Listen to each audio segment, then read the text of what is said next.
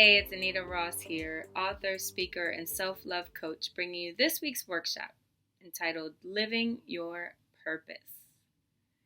What a lot of people don't realize is that living our purpose is directly linked to self love. Why is that?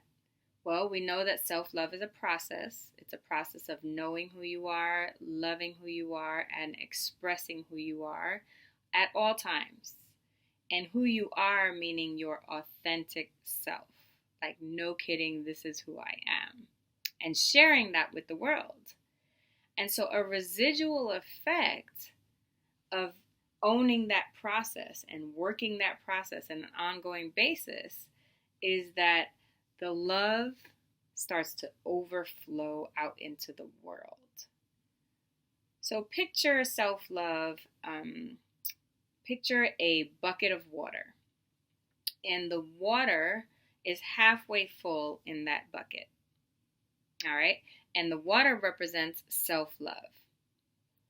And then as you get to know who you are more, as you choose to love yourself more, and as you have the courage and confidence to express yourself more, that bucket of water gets more and more full as you move through that process. And once the bucket is full, like you love yourself, like no kidding, you know who you are, and you're expressing yourself out in the world in all areas of your life, then the water has nowhere else to go but overflow out of the bucket. I like to use that analogy because once the water comes out of that bucket, then the water flows into those who are directly around you, like your family, your children, your partner.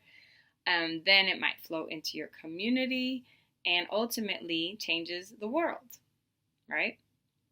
And oftentimes, when we know who we are down to our core, we figure out what it is we're passionate about. We figure out what gifts we have, and we figure out ultimately what our purpose is. Isn't that cool?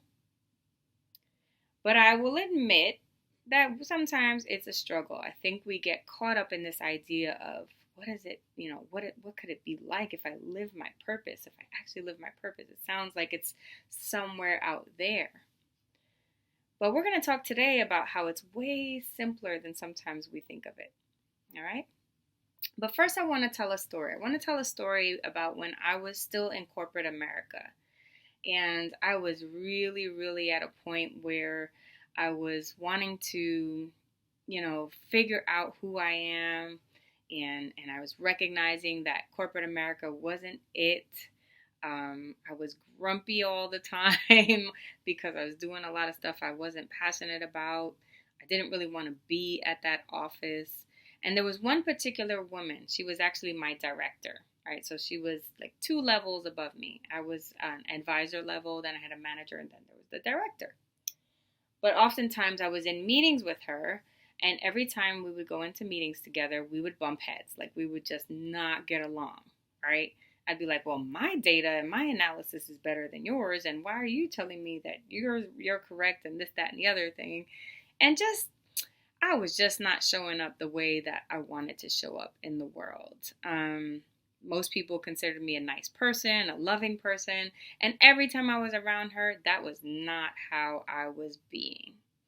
And so I knew something was wrong. I knew there was a rub, but I didn't really know what it was. And I remember going home and complaining to my then boyfriend, who's now my husband, and letting him know, my director, she just rubs me the wrong way. And, I don't really like how I am around her and da-da-da-da. And he's like, just keep digging and figure out what's going on. And I realized, because a lot of people did not like her. It wasn't just me. It was me who was the most vocal about it in our meetings often. But there was a lot of people who were leaving the department. They just didn't want to deal with her. People, reporting her just for not being nice or talking, in our cubicles about her. And I realized at the end of the day, something that I wanted was to reach out to her and see if she was okay. Because I had started my journey to figuring out who I am and learning how to love myself. And I had heard this saying that hurt people hurt people. Hurt people go ahead and hurt people because if they're in a bad way, it's very challenging for them to be kind or to help others. So I'd heard that saying and I was like, well, maybe she's hurting. Maybe she's unhappy. If she's showing up this way and people don't like her and I'm, not able to be kind around her, maybe she's unhappy. And so I made the decision, even though I was like, this is corporate America. You just don't do these things. I was telling my boyfriend, he's like, you can do it anyway. And I'm like, no, you just don't do that in corporate America. But I did it anyway. I decided that I was going to call her. And the minute I decided that I was going to call her, I'm sitting at my cubicle at my computer and I get an email. And in the email, it says from the director that she's going to be going on sick leave for 2 weeks. That she was going to go take care of some things for 2 weeks. She'll be out of the office, but we can reach her at home. Now, remember, I had decided I was going to call her. I was like, wow, okay, well, that's not a coincidence, right? So I go find a conference room, decide to call her and, have some privacy. And I call her number. And she answers the phone and she's like, Anita? I'm like, yeah, hey, do you have a couple minutes? Now, I had prepared this whole speech about what I was going to say and how I was going to say it. And like, are you okay? And and all these things. And even apologized for my behavior around her in our meetings and stuff. But as soon as she said, what's going on? I said, well, I want to be your friend. Yes, like a kindergartner. I want to be your friend. And then I hear quiet. And after a few seconds, then I start hearing crying. And I'm like, oh my gosh, I'm so fired. Like, I made my director cry on sick leave while she's away. I'm fired. And then I decided, well, let me just go ahead and let her get it out. Because obviously she's crying about something. And a couple minutes later, after hearing her sob for quite a while, she says, I was just in the other room telling my mother how I have no friends. And I was like, that's why those words came out. It wasn't my speech that I had prepared. It was, I want to be your friend, when she had just finished telling her mother that she has no friends. And it was in that moment that I realized the power of me being authentic. And like, forget about the red tape and all the corporate guidelines and how you can't do this, can't do that. Just being authentic and how powerful that is. And how meaningful it can be to somebody else. Because what she realized is that, oh my gosh, somebody sees me. After having not felt seen in so long. And just a sidebar, oftentimes women who are super successful in corporate America, they have to go through a lot. I want to hope that things are changing in corporate America because I haven't been there for a while. But back then, women had gone through a lot and had to have a tough exterior in order to make it to the top. And she had pretty much made it to the top there at a very, very Fortune 500 company, a very successful company. But that's just a sidebar. She hadn't felt seen in so long, and she felt like, wow, somebody saw me. And we actually became friends, which is really neat. And she became kinder and more friendly and started going on her own self-love journey. And that department transformed from one where people were leaving and on their way out to people trying to get in. People coming from other companies to try to get into the department because they had heard such good things about the leadership and about how it is to work there. How powerful is that? In just me expressing myself.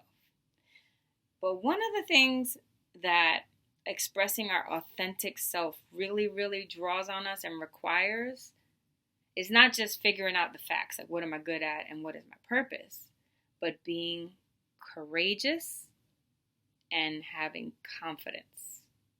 And let me just give the distinction of these two things. See, courage is something we are born with. We are born with all the ways of being that are required for us to live our dreams. It's all in there, right? But sometimes we don't see it, or sometimes it gets shut down because we've been through something that's so challenging or traumatic that it shut that piece of us and we just became afraid. But courage is within us. And confidence comes from drawing on that courage on a regular basis, right? Because confidence comes from repetition and seeing the results that we can create by being courageous. All right? So courage and confidence are what are required for expressing our true selves in the world. I'll tell you a secret. That wasn't the first time I got to draw on courage. And so I had gotten to the point where I was confident, even though I still had some processing to do and some talking myself into I still had some practice at it. And so that's what gave me that extra boost into making that phone call.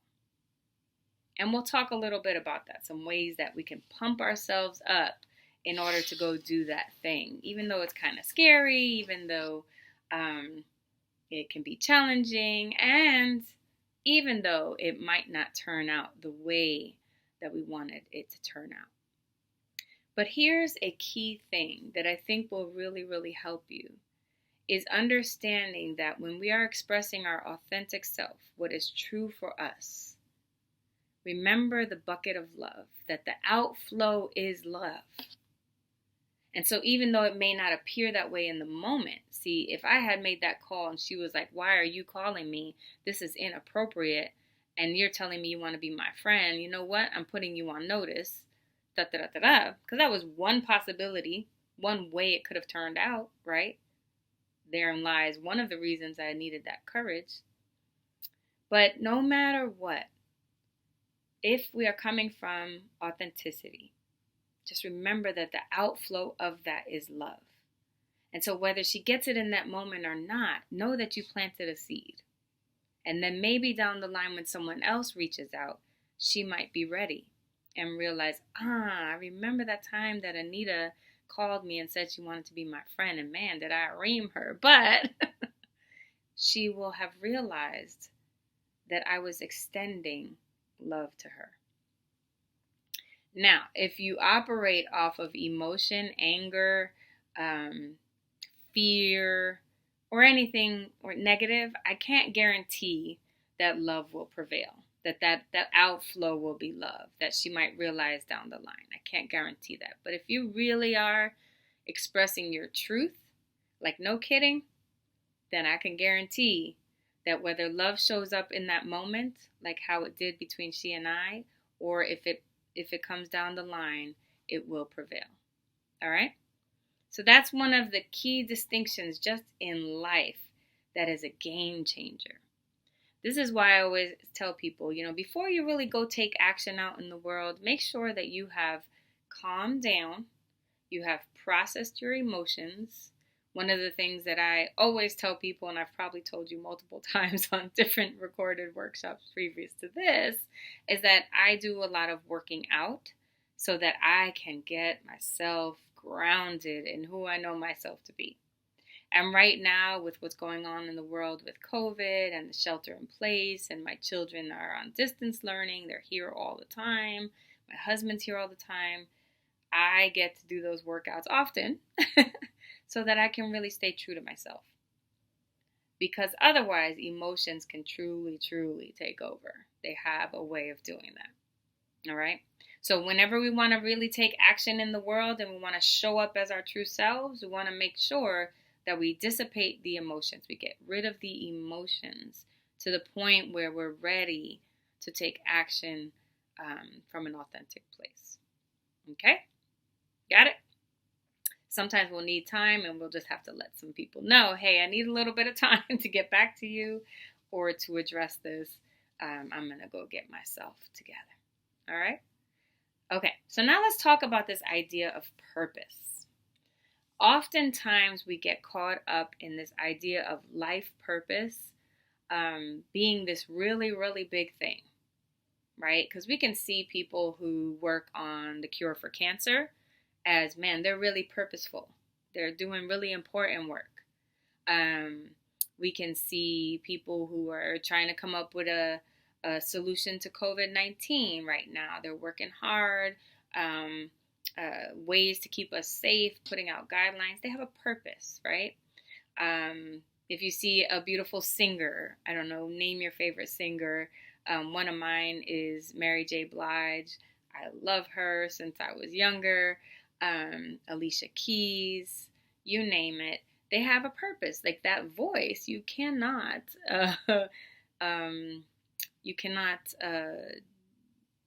rule that out. Like you notice it and you know that they get to do something with that voice. And Alicia Keys, you can write your own music. You know she has a purpose, right? To bring great music in the world. And I just share some of those kind of bigger ones because they're very obvious. But sometimes I think we get caught up in this idea that our purpose has to be that big, right? And it really doesn't. One of the things that I learned about, having been in corporate America and having been an engineer and a very good one, I, got all the way up to engineering advisor. I was doing multi-million-dollar business cases for Fortune 500 companies. I was really, really good at it, and I had that skill set. But was I passionate about it?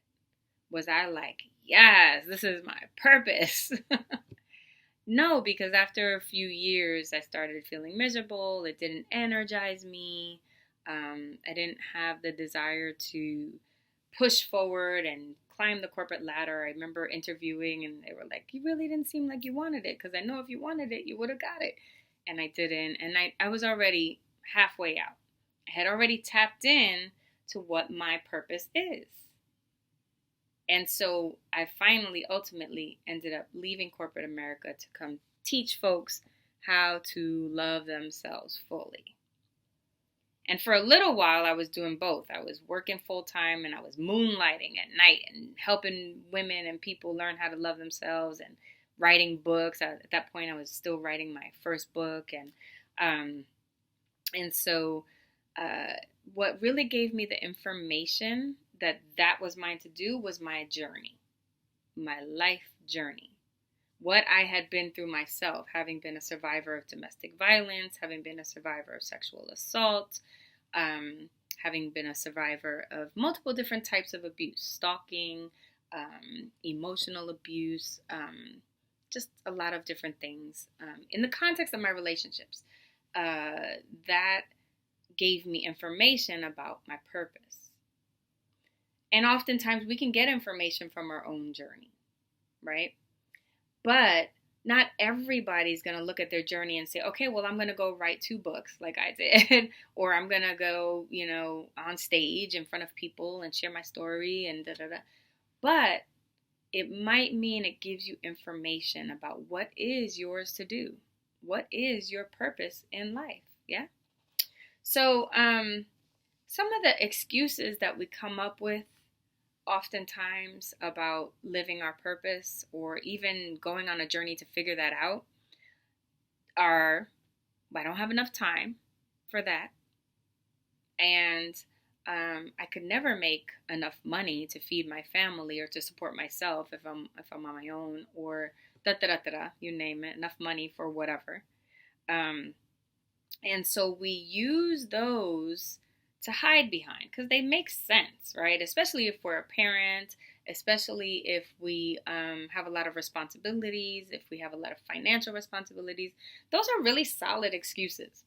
I get it. But what that does is it holds us back. There's a part of us that genuinely wants to live our purpose. This is why sometimes we will be in a job, be on a career path, and we just don't feel fulfilled. Right? Have you ever been there? I know I have. Yeah? And there is a distinction. Let me tell you, I used to make a lot of money as an engineer, and I don't make that now. But I do not look back once. I do not regret. I do not say, oh, maybe I should go back to engineering. Not once, because I know that I'm living my purpose. And I know if I stay honest to living this purpose, that the financial means will come because I'm being my authentic self. Yeah. So try to take those out of the equation when you are in search of your purpose. That doesn't mean that you're going to bail on your job that's giving you great money, or they're going to, eliminate all the time that you're focused on your job or your career right in the moment. But I do want you to remove those as excuses for just dreaming up what is your purpose. Okay? Now, simply put, our purpose is the reason we exist. Okay? And remember when I talked about sometimes we overcomplicate it because we're trying to figure out, well, how do I do and what do I do and why do I do it? we overcomplicate sometimes because it's a lot of questions and a lot of searching. But what if I told you that the reason we exist is to give love, is to put love out into the world, is to that overflow out of the bucket that I talked about. So once you love yourself fully, then the overflow goes and trickles out into your family, into the community, and ultimately into the world. Because what the world really needs is a whole lot of people giving love. Right? The reason why the world is the way it is, and there's a lot going on in the world that is negative. What comes to mind for me right now is this whole racial injustice and racial unrest in our country. If everybody inserted themselves in a loving way around this conversation of race, then the unrest would go away. Because you can't have a concept like race, which is based on hate. Racism is based on hate. The idea of race descends from, making some judgment around the color of our skin, right? This idea of race was created a long time ago to make a judgment around our skin. But you can't have a conversation about that and judgment and racism, which is based and rooted in hate, when love is flowing in. Do you get that? So I say all that and went on that tangent to say that if everybody was living the purpose of just giving love into the world would be an amazing place. And then I could rest a little knowing that my children could grow up in a place that loves them no matter what color they are, no matter what they believe in, no matter what their sexuality is, that they will be accepted. Yeah? So doesn't that make it a little simpler? Doesn't that sound more enticing? Wait, but that's all I have to do to live my purpose? That's why I exist, to give love into the world? Yes.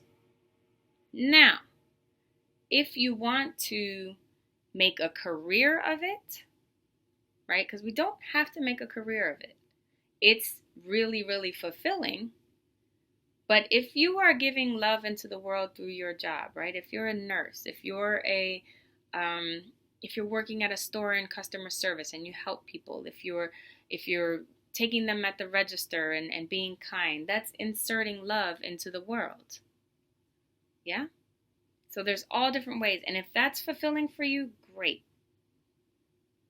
But if you want to live your purpose and merge it with your career, that may require you to do a couple things to understand some aspects of yourself, such as what it is you are passionate about. Okay? Oftentimes, like, you might not be passionate about working as a cashier at a store, but that's going to hold home base for a while until you learn, what am I passionate about? And when we talk about a passion, we're talking about a strong desire that can cause you to do extraordinary things. A strong desire that can cause you to do extraordinary things. Let me just reiterate, you can still do extraordinary things working at a store, because I'll tell you right now, some people haven't had social interaction with somebody in forever. And the minute you say, hey, how are you? It's an extraordinary thing, right? working at a library, working anywhere. You can still do extraordinary things.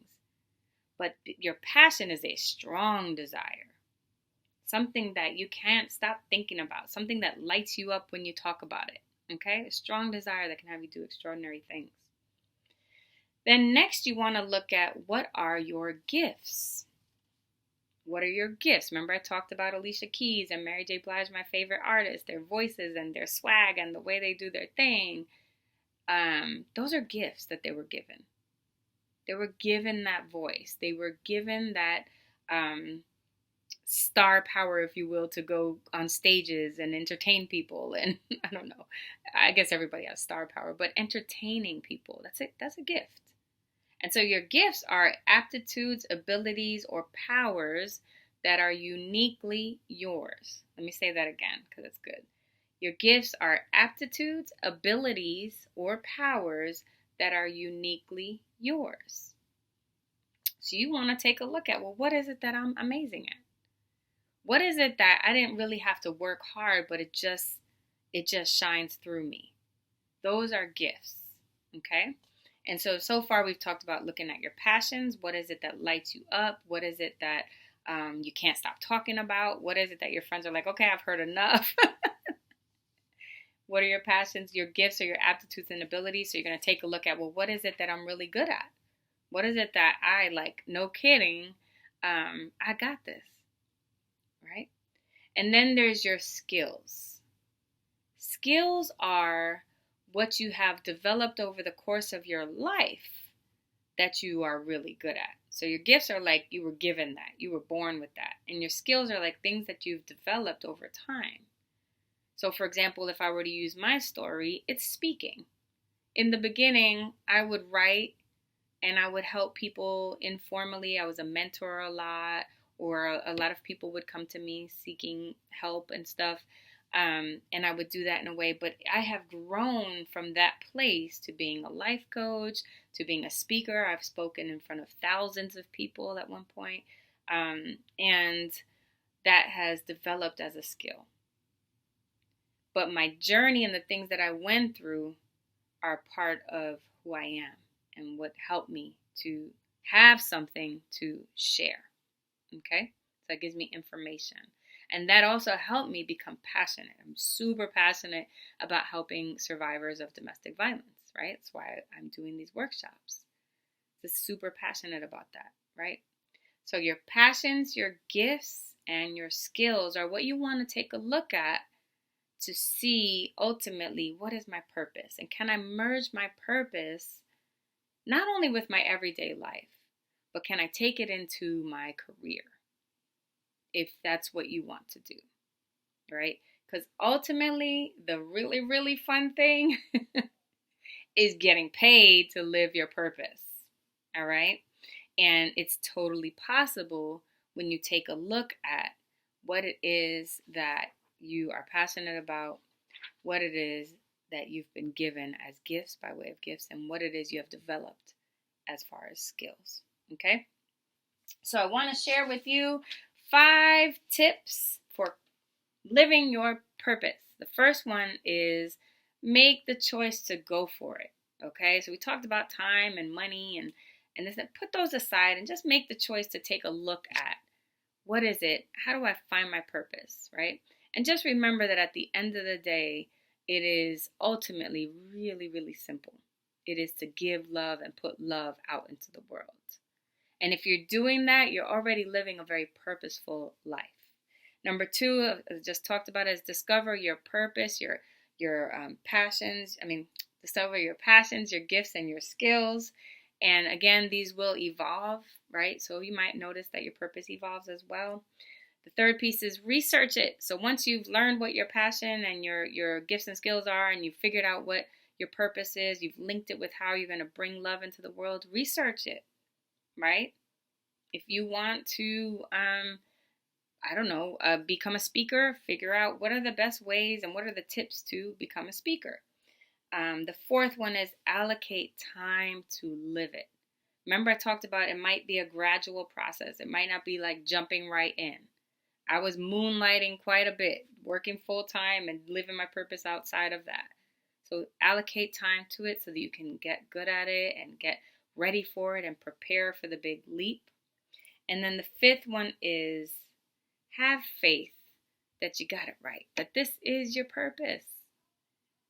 And you will see results when love transforms those around you in your family, those around you in your community, and ultimately the impact you make on the world. Isn't that powerful? That's right. You're that powerful. You can do it. All right. So that's what I have for today.